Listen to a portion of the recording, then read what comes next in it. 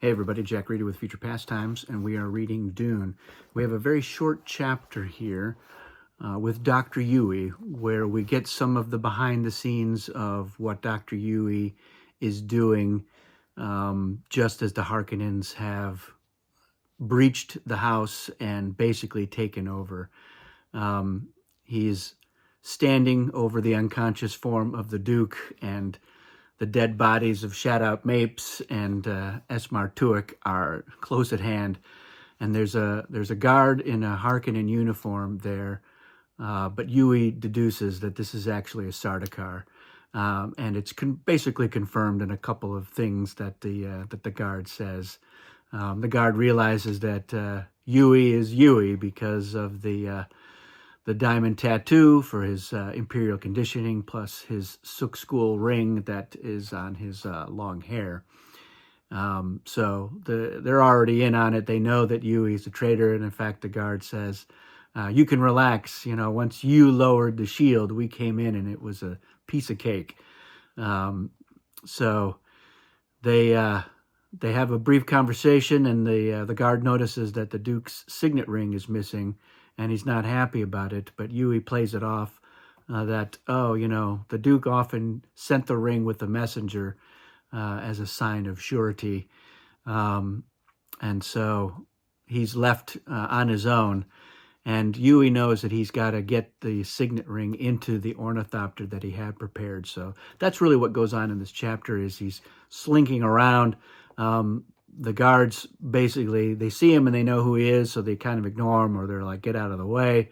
One of them is like, the Baron's going to want to see you, so stay where you are, but then he kind of ignores Yueh, and Yueh also sneaks past the guard who is supposed to be guarding the ornithopter, but he's not really paying attention. He's watching some of the action as the other troops go room to room dealing with the Atreides, and he is able to hide the signet ring with a note inside the Fremkit that he has stashed under the seat in the ornithopter. And we also learn in this chapter that he has alerted Duncan, Idaho, as to where this ornithopter is basically going to end up dropping off Jessica and Paul. It's not clear how he has relayed this, but it's probably in a note that Duncan is supposed to find, because if Duncan had found it earlier or been told earlier, probably would have dealt with Yueh in the situation in a different way. But and Yueh, they keep referring to him as the traitor Yueh, and Yueh's like, yep, that's fair. That's how I'm going to be remembered for the rest of history, is Yueh the traitor. But he is quite keen to keep his promise to the Duke of doing what he can for Jessica and Paul.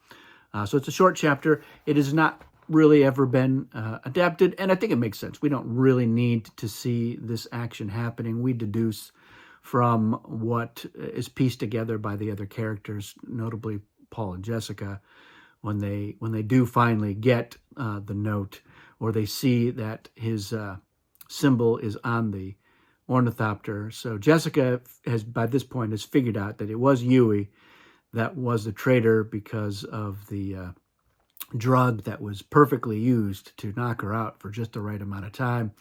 It only could have been Yueh who would have everything he needs to know in order to do that, plus the information about the voice. So they know that Yueh's the traitor, but they also know that Yueh was trying to do something to save them in his own way.